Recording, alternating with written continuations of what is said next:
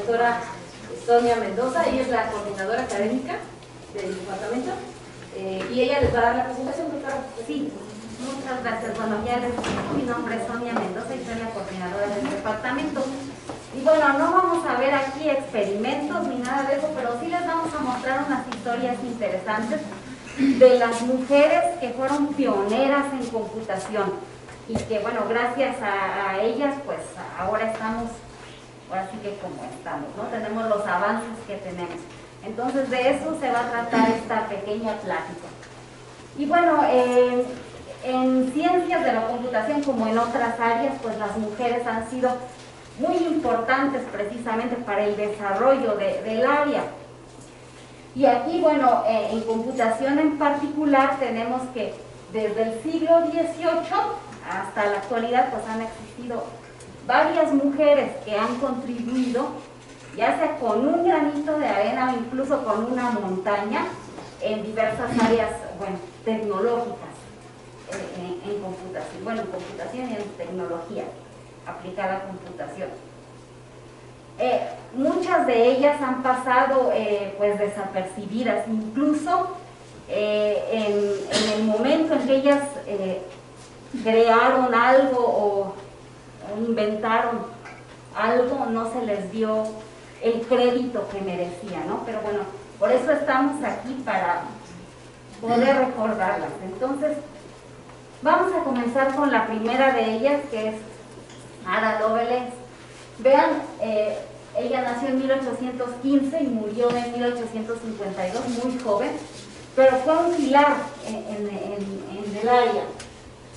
Bueno, ella es hija de Annabella Byron y del poeta Lord Byron. Entonces, bueno, es una persona que para su época tuvo una educación pues diferente al de las demás mujeres, tuvo una educación privilegiada sobre todo en ciencias. Su madre, por ejemplo, la llevaba a las fábricas de telares o a fábricas en donde había máquinas novedosas para hacer visitas.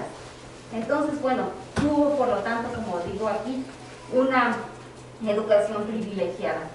Y ella, después, ya siendo adulta, pues conoció a Charles Babbage y trabajó con él precisamente para, bueno, Charles Babbage creó una máquina analítica que se considera como la primera computadora multiproceso.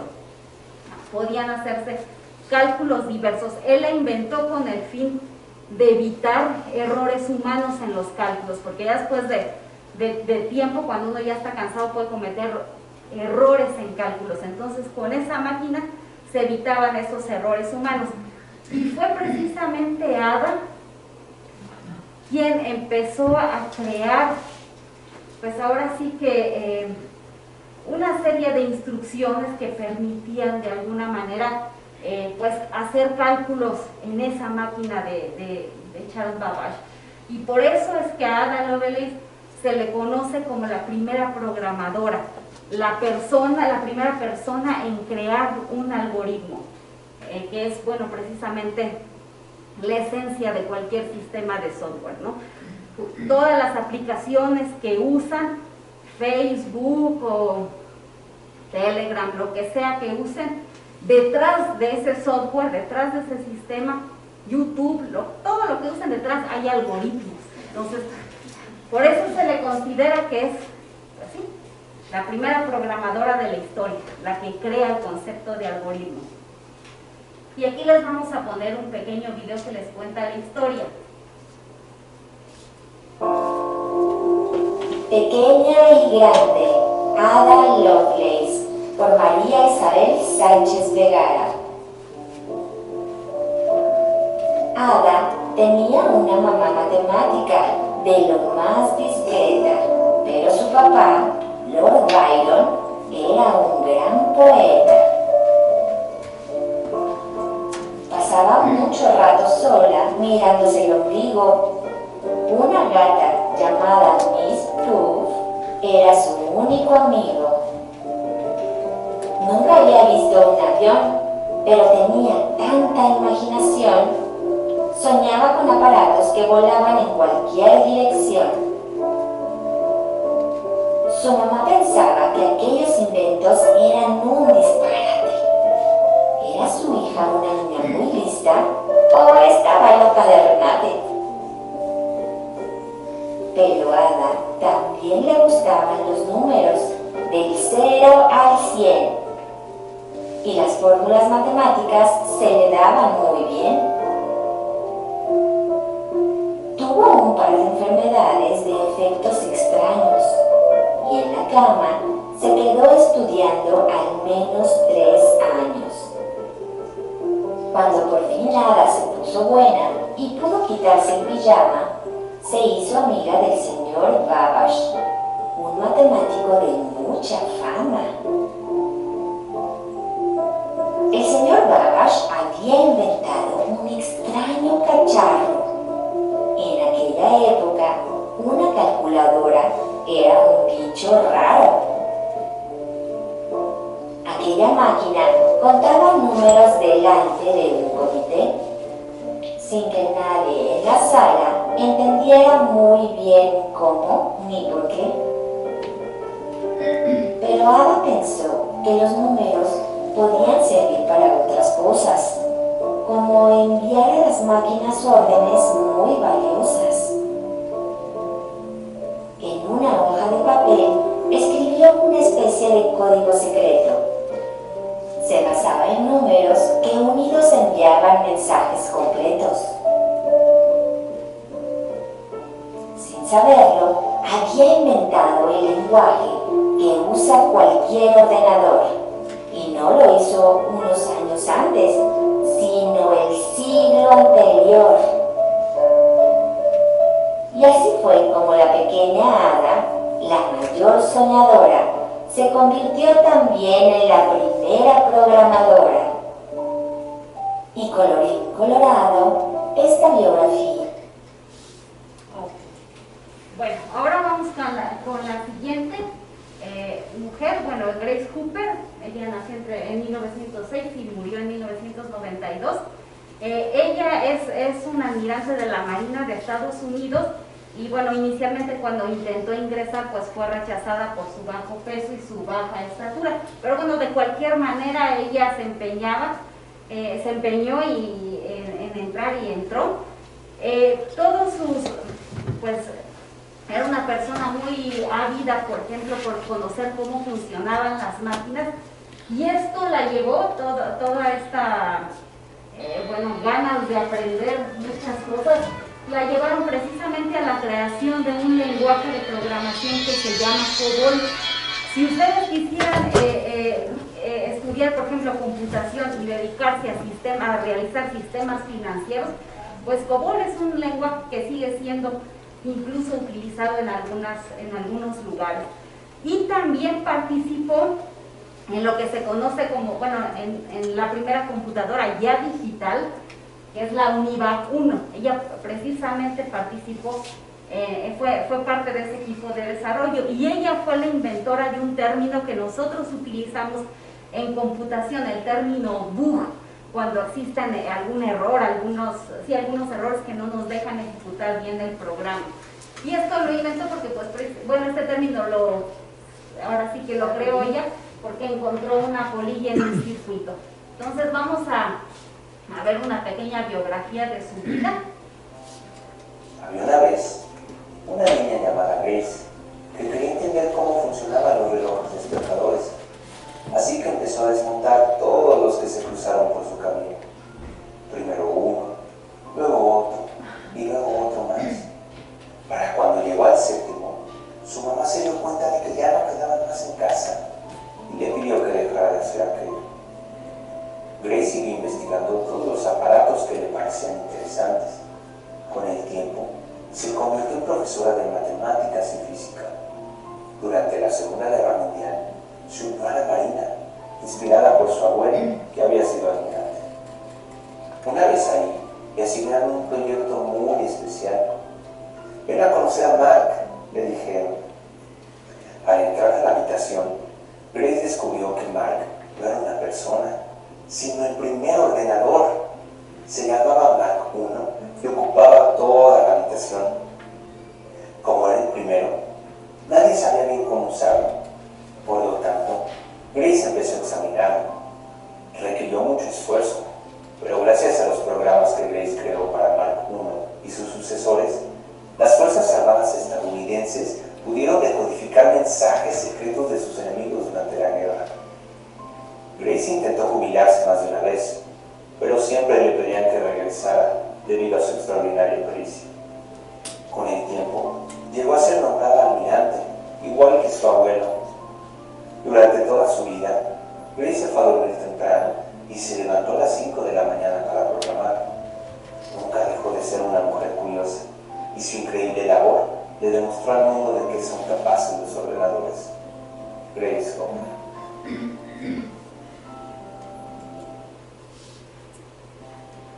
Había una vez una niña llamada Gail. No, permítame, creo que ya me lo corté o no sé qué pasó. Pero bueno, vamos a continuar.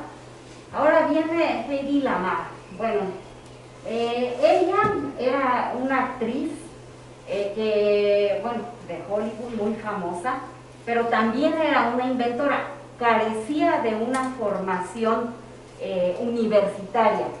Entonces, bueno, pero aún así tuvo algunas ideas, por ejemplo, para mejorar las luces de tránsito.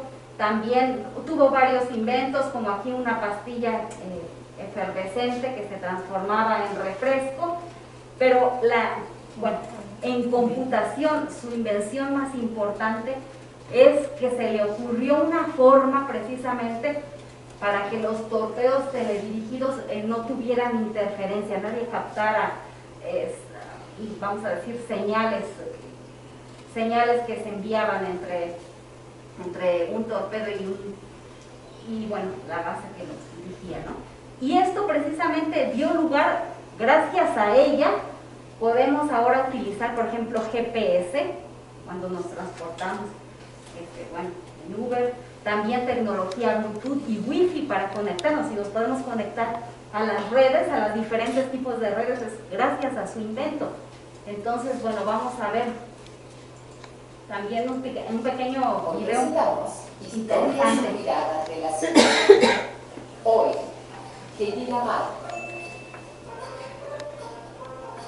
Hedy Lamarr, o Hedwig Eva Maria Kistler, como fue bautizada, nació en 1914 en Viena. Una de reconocidos escritores, artistas e intelectuales, todos opacados por la fama de sus artistas. A los 17 años abandonó sus estudios de ingeniería para iniciar una carrera como actriz. En 1932 viajó a Checoslovaquia para protagonizar Éxtasis, la peli que la llevó al estrellato y la convirtió en la primera mujer en desnudarse por completo en el cine comercial. Fue tal el escándalo en toda Europa que se tuvo que retirar del cine. Su padre le había arreglado un matrimonio de conveniencia con el alemán Fritz Mann, uno de los hombres más ricos del mundo y simpatizante del nazismo, que furioso por la película decidió encerrar a su flamante esposa. Fue atada a las patas de la cama y solo podía quitarse la ropa y bañarse cuando Fritz estaba a su lado. Durante los 2 años que duró la reclusión, aprovechó para retomar los estudios fascinada por los adelantos tecnológicos en telecomunicaciones. Escapó a París en un coche lleno de joyas, huyendo de los guardaespaldas de su marido. Luego viajó a Londres y ahí se embarcó rumbo a los Estados Unidos. En el barco conoció al productor Louis Malle de la Metro-Goldwyn-Mayer, que la bautizó con el nombre de Hedy Lamarr.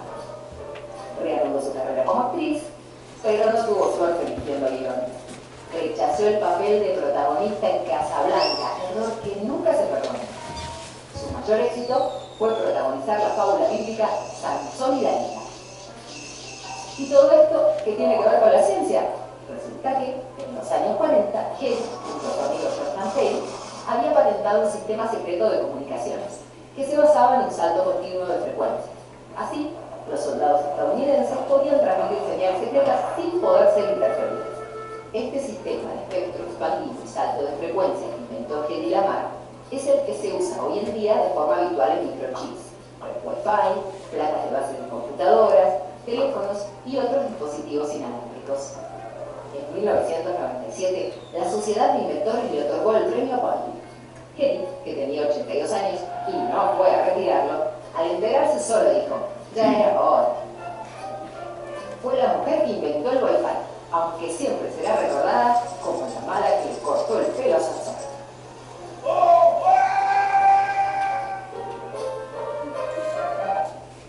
Hoy presentamos. Bueno, continuamos con Margaret Hamilton. Ella nació en 1936 y bueno, es una computóloga, ingeniera en sistemas. De hecho, bueno, es en esa área de ingeniería en sistemas pues es muy importante y también es una emprendedora. También trabajó como jefa de la división de instrumentación del Instituto Tecnológico de Massachusetts. Y lo más importante de todo es que fue jefa del equipo de desarrollo de software del Apolo 2, es decir, la primera misión espacial que pudo llevar al hombre a la Luna. Aquí, bueno, como la pueden ver en esta fotografía, todo este código es el código precisamente que desarrolló su equipo para esa misión, para el Apolo 2. Entonces aquí también vamos a ver una pequeña biografía de ella. Aunque no muchos lo saben, el primer viaje a la Luna estuvo muy cerca de fracasar, pero con los minutos contados, una mujer se arriesgó y logró salvar la misión. Margaret Hamilton estudió en las mejores universidades de Estados Unidos y así fue como consiguió un trabajo que parecía inalcanzable para una mujer. Desarrollar el software para el primer viaje a la Luna liderando un equipo de 400 personas. En 1969, cuando el Apolo 11 estaba por aterrizar, comenzaron a sonar las alarmas de emergencia. Había que cancelar la misión por una sobrecarga en el sistema. Margaret reaccionó rápidamente y con el código que había creado, evitó el fracaso y fue la responsable de la llegada exitosa a la Luna. Así, se convirtió en un modelo a seguir para miles de mujeres que gracias a ella se animaron a dedicarse a la ciencia.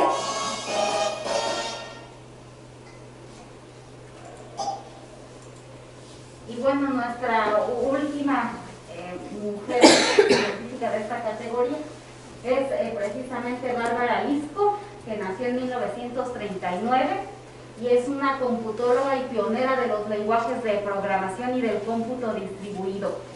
Ella, de hecho, fue una de las primeras mujeres en recibir un doctorado en computación y fue premio Turing, que se considera como el premio Nobel en los computólogos, en 2008. Fue una profesora pues, del Instituto Tecnológico de Massachusetts y bueno, su trabajo, el trabajo que ella realizó durante su carrera pues es fundamental precisamente para la computación moderna. Bueno, de ella no tenemos una biografía, pero esta diapositiva nada más es para centrarla, que varias de estas mujeres bueno, hicieron sus aportes por allá en los años 50, que es precisamente cuando, o antes, que es precisamente, bueno, este año de referencias, porque bueno, fue el año en que se le permitió el voto a la mujer, por ahí más o menos. En Estados Unidos fue antes, en 1920, pero en México fue, por ejemplo, en 1953. Entonces podemos ver que a pesar de que eran ciudadanas de segunda clase, vencieron todas las barreras, precisamente, sobre todo del machismo, para poder pues realizar sus inventos y continuar con sus investigaciones. Y bueno, ahora yo quiero presentarles a dos de nuestras egresadas, nuestras orgullosas, estamos muy orgullosos de todos nuestros egresados, pero bueno, aquí nada más les voy a presentar a dos de ellas. Por ejemplo, bueno, aquí la doctora Kimberly García, ella fue estudiante tanto de nuestro programa de maestría como de doctorado, se graduó en 2009 y 2013 respectivamente de los dos programas. Después, miren, ella estuvo en 2014 y 2016 como investigadora postdoctoral en la Universidad de Pierre Marie Curie en París 6, bueno, se le llama París 6 a esa universidad, que también es muy prestigiosa. Y de 2017, aquí me equivoqué, a 2020 fue investigadora científica en Siemens, en Berkeley, California, y también de 2019 fue catedrática de la Universidad de California en Berkeley, y ahora de 2020 al presente pues trabaja como investigadora en la Universidad de St. Gallen en Suiza. Y pues nuestra siguiente egresada, de la que estamos muy orgullosa, pues ya la conocen ustedes, la doctora Brisbano Villa, que también es egresada de nuestros programas de maestría y doctorado. De ellos egresó en 2009 y 2015 respectivamente. Después fue investigadora postdoctoral en el laboratorio Hubert-Curien de Saint-Étienne, Francia. Posteriormente, de 2017 a 2019, fue investigadora, profesora visitante, de la Universidad Autónoma Metropolitana Unidad Azcapotzalco, y de 2019 al presente, pues es investigadora visitante del Departamento de Computación. Y bueno, pues ya pudieron conocerla. Bueno, con esto termino esta presentación y le damos la palabra a nuestra orgullosa egresada.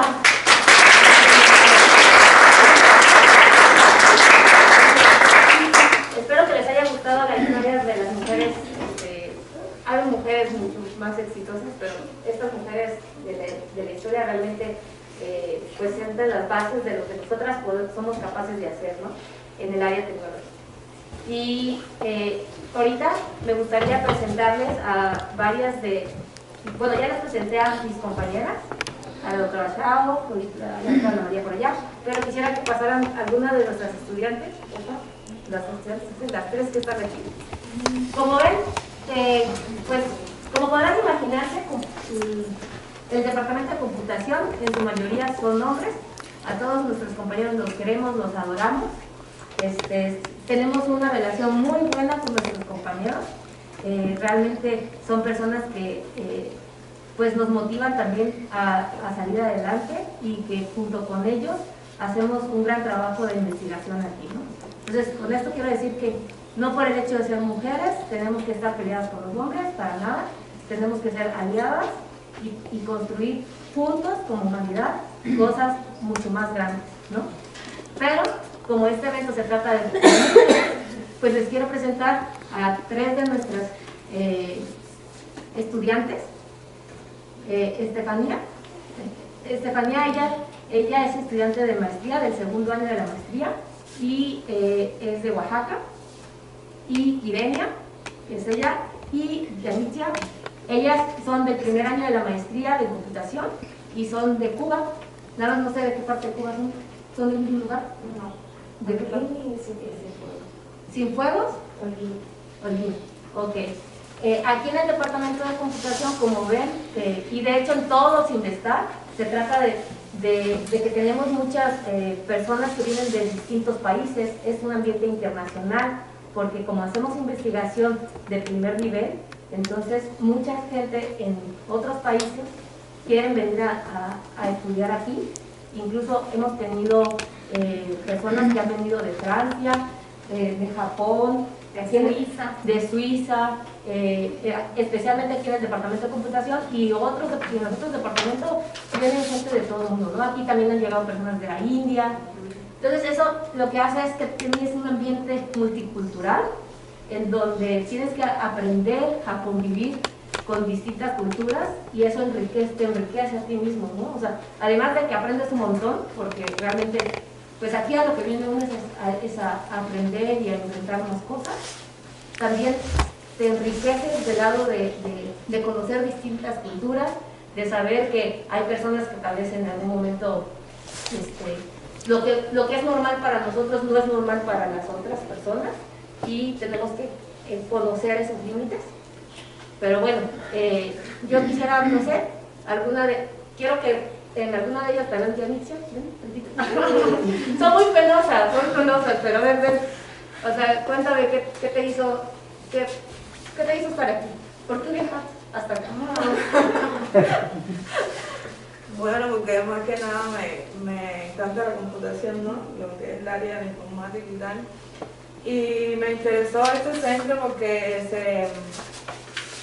la maestría como tal en ciencias de la informática abarca muchas cosas, muchos temas y áreas interesantes que a lo mejor en mi país no, o sea, con el tema de recursos y tal, no podía desarrollar al nivel que lleva la informática. Entonces me motivé a a solicitar este máster en ciencias de la computación. Ok, gracias, Yanitza. Juan, ¿ya tú nos puedes decir algo de qué te hizo estudiar computación? Porque tú eres mecatrónica, ¿verdad? Sí. Bueno, Sí. Pues la verdad que es un campo muy interesante, es un campo muy amplio y siempre me ha llamado la atención y después de mi carrera decidí ya girar en esta área.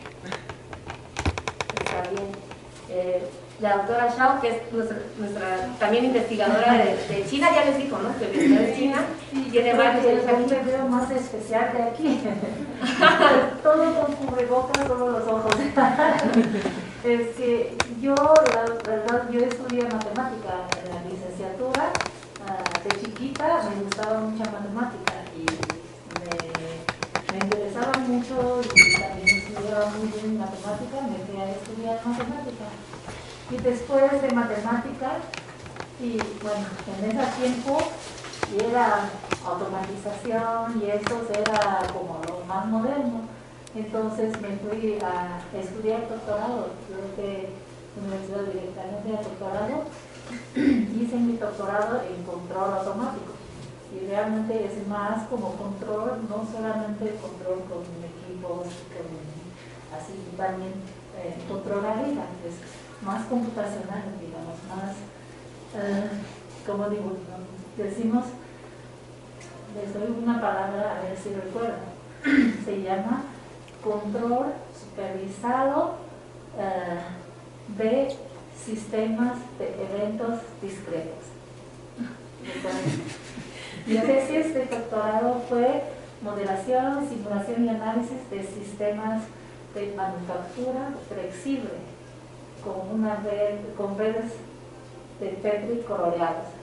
A últimas palabras es un modelo, pero es para analizar los sistemas de manufactura, cómo puede producir eficientemente los productos y se requiere todos coordinar bien y así, eso requiere muchos algoritmos y monitorear el estado de cada máquina, de todo un sistema, así como los vehículos, las máquinas, las partes y los caminos y todo eso.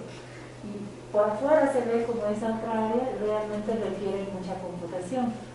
Entonces yo vine a México en el año 1997. Y entonces ahí estuve en la UNAM, trabajaba ya sistemas de conocimientos. Y después, 2 años después, vine al CIMESTAT por nivel de CIMESTAT, pero decidí trabajar en área de computación, hiciendo como matemática y luego control, como arriba supervisado, y luego a computación. Todos están muy asociados. Computación hoy en día podemos decir, es lo más poderoso. Puedes trabajar en todos lados, en un banco, en una como fábrica, como por ejemplo de Nissan, de todos esos coches, ¿saben? Y allí todos requieren computación. Yo me siento muy bien ubicado en computación hoy en día porque con mi preparación de matemática, con mis conceptos de control automático de sistemas, ahora trabajo en computación. Es como encuentro muchas muy amplias aplicaciones y actualmente trabajo más, tal vez ustedes escuchen o leen en periódicos, se llama Big Data, análisis de datos, eso sí. Entonces eso, por ejemplo, predecir, actualmente tengo estudiando trabajando en eso, y ven los generadores grandes y cuántas energías producen, cómo predice eso. Es un tema que trabajamos. Por ejemplo, ustedes usan redes sociales, ahí te llega recomendación de amigos, así si compras algo te recomienda algo, hay precios similares a otros productos. Esos, ¿de dónde vienen estas recomendaciones? Esos algoritmos también trabajamos nosotros. Y tú diario haces llamadas con tus amigos, con tus papás, y eso también, porque, por ejemplo, hubo un tiempo No sé si es mucho tiempo. 2 minutos más y ya pasamos con la doctora. Ya paro. Pero se encuentran muchísimas aplicaciones para análisis de datos. Eso me encanta y luego también los estudiantes les interesa mucho. Estuve aquí, luego bueno, me paro aquí para que... Sí, bueno, yo quisiera que la doctora Ana María nos contara un poco de su experiencia cuando ella estudió en París, ¿verdad? Sí, yo estudié en la Universidad de París 6, que ya lo mencionaron, Pierre y Marie Curie, Es muy importante. en París, Francia. Y en el tiempo en que yo llegué, surgía el boom sobre los sistemas basados en conocimientos o sistemas expertos, los cuales se pueden utilizar para hacer un diagnóstico, una planificación, descubrimiento de nuevos objetos, y particularmente sobre lo que yo trabajé fue hacer el procesamiento del lenguaje natural en textos en francés sobre la producción de sustancias químicas obtenidas por síntesis orgánica. Entonces el objetivo era sistematizar toda esa información y, por ejemplo, una fábrica que produce tantas toneladas de detergente, podemos saber cuáles son sus materias primas o las reacciones que se llevan a cabo, y de esa manera poder decir usted contamina tanto, debe tanto, para poder renovar o limpiar el ambiente que ahora encontramos muy contaminado. Entonces otra produce pinturas y lo mismo. Entonces no es necesario que los vayan a supervisar, es simplemente por ver sus estados y sus ganancias que se puede determinar ese tipo de cosas, la contaminación, porque hay problemas de salud como el cáncer. Entonces en esos lugares específicos saber qué se hace, qué contamina, y de esa manera pues inclusive evitar su establecimiento o controlar su producción. Entonces el objetivo de estos sistemas es descubrir información que se encuentra implícita en la información. Por ejemplo, si hay una persona que tiene muchas tarjetas de crédito y estas son de alta gama, es una persona interesante. Entonces antes no necesitamos buscar en específico piedrita a piedrita, sino que por los resultados que nosotros vemos y evidenciamos, podemos determinar muchas cosas. Quién contamina, quién hace fraudes y, en fin, si nosotros le damos este auge. Eso, pues entonces se usan los sistemas basados en conocimiento. Y en la inteligencia artificial, esta es una rama, también existe lo de Machine Learning o aprendizaje automático. Y las máquinas, entonces, con una gran cantidad de datos, pueden sistematizarlos, ordenarlos y descubrir nuevas cosas. Y así es como se estaba haciendo, pues como avance para la ciencia, avance para otras colaterales en la física, en la astronomía.